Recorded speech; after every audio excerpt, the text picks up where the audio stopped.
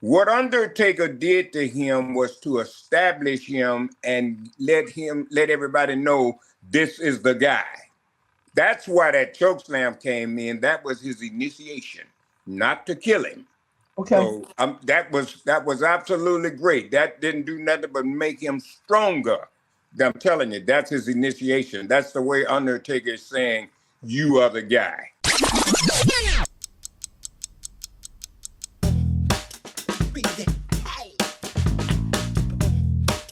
Hey, we're on. And I'm going to go to a full screen, kill some of that glare. You killing what? You can get in trouble for killing stuff. Well, that's what he did all his life, and he'd made a good living doing it. All right, guys, are we ready? Yeah, let's go. Coming down in 3.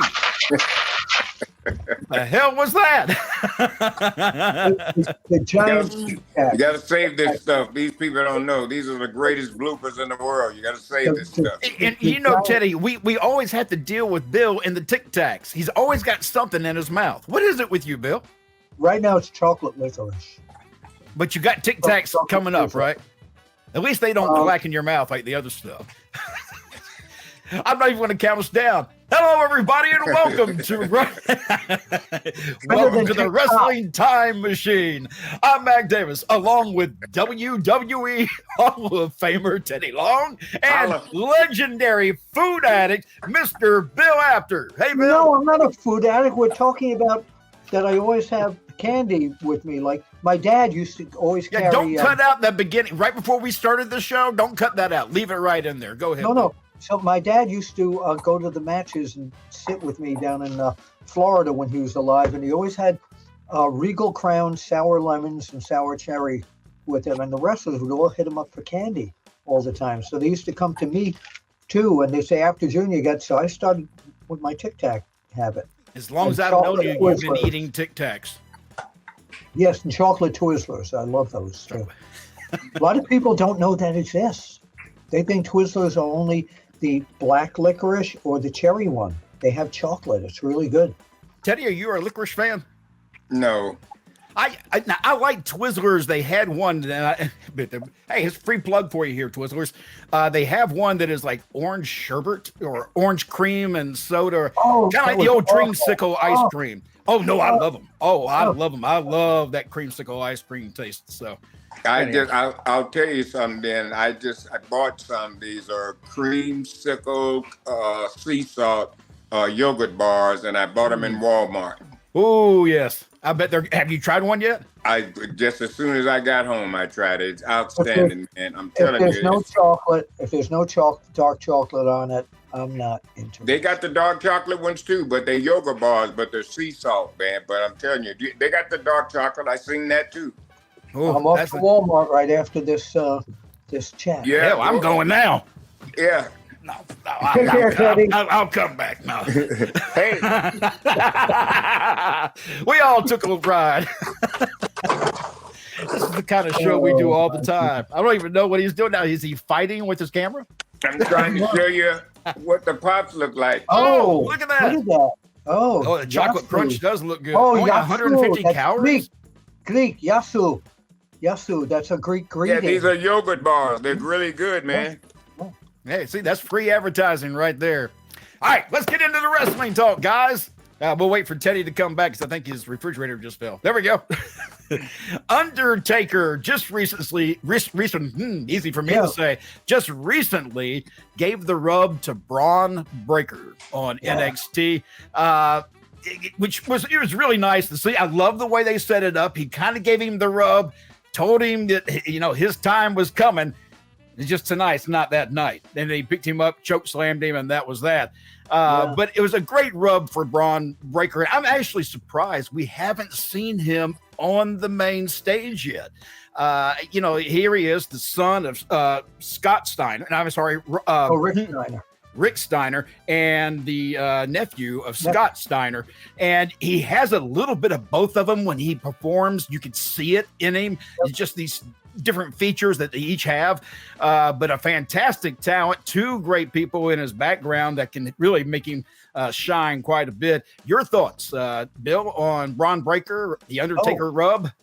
I loved it until the Undertaker kind of killed him at the end there. That I did not agree with, but just to have interaction with the Undertaker was kind of a rub. People are wondering, what is there anything going to, come of this? But what you did say is that he has a little bit of his dad, Rick Steiner. He looks like him when he moves like him. He's a bigger version of him. He's got a very good body. He's a very good technical wrestler, a very good bad guy as well. And he's got the ferocity of his uncle Scott Steiner. Yes. Well, Teddy? let me say this. And Bill, you've been in this a long time, so you, Mac. At the end, you got to understand this business. At the end, what Undertaker did to him wasn't to kill him. What Undertaker did to him was to establish him and let everybody know this is the guy. That's why that chokeslam came in. That was his initiation, not to kill him. Okay. So that was absolutely great. That didn't do nothing but make him stronger. I'm telling you, that's his initiation. That's the way Undertaker is saying, you are the guy. Okay, not to kill him. That was initiation. That was the best thing could ever happen to him. Okay. Y'all have worked with both his father and his uncle, Rick and Scott. Any stories about either one of those guys? Teddy, I know you spent a lot of time with them back in the early days. Anything you can share? Well, I love the Steiners. They're outstanding guys, man. And like I said, I'm still good friends with Scott now and Rick, both of them, man. We're just great guys together. Back in the day, the Steiners, they didn't take no mess, man. So I remember one time we was in Baltimore, Maryland, and they took Tommy Rich and they duct taped him all like a mummy. I mean, taped his whole body up. And they had him like a mummy, and they left just a little bit under his nose so he could breathe. And they dared anybody to take that tape off of him. Now, what happened? Who finally got him loose? I don't know. It wasn't his you. Mommy. His mommy. His mommy. Mommy. And I tell you what, and since on our show this weekend we're gonna have Kevin Sullivan. Yes. Well, here's what they did to Kevin Sullivan's little son, Ben. Ben now, I guess, maybe 40, 50 years old. But anyway, Ben, he was just treacherous. He'd get into all kind of trouble. He just messed with the boys bad. So they took Ben.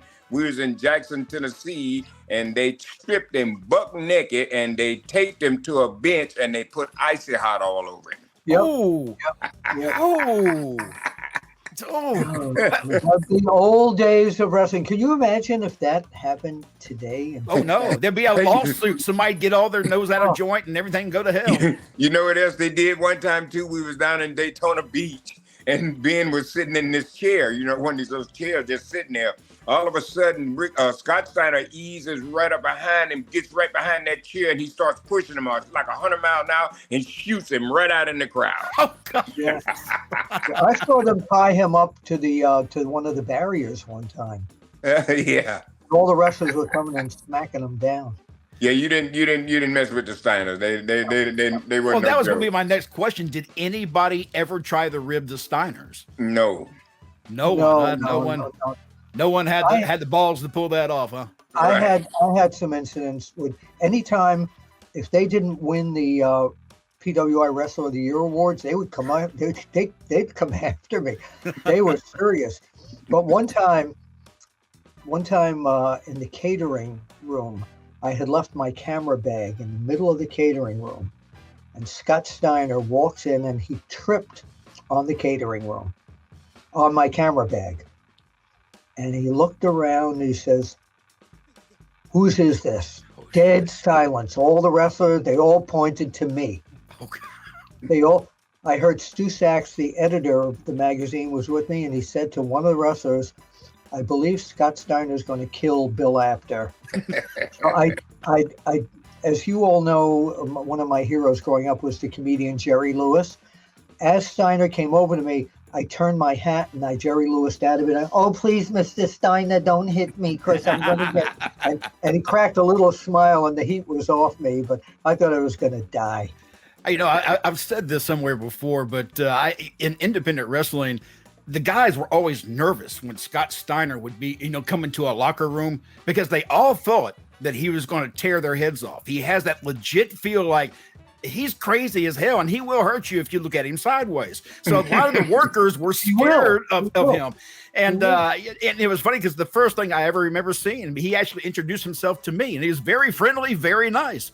And he's never forgot my name since then. We were at something, Teddy and I were somewhere recently and he knew my name immediately. I passed him in the hallway. He goes, "Hey, Mac." And I was like, just, whoa, it just, that kind of stuff tells me the kind of quality of the people that you deal with sometimes. And I think Scott is just one of those personalities that people believe, and that's why he worked so damn well in the world of professional wrestling. At WrestleCon during SummerSlam weekend, I did an interview with him.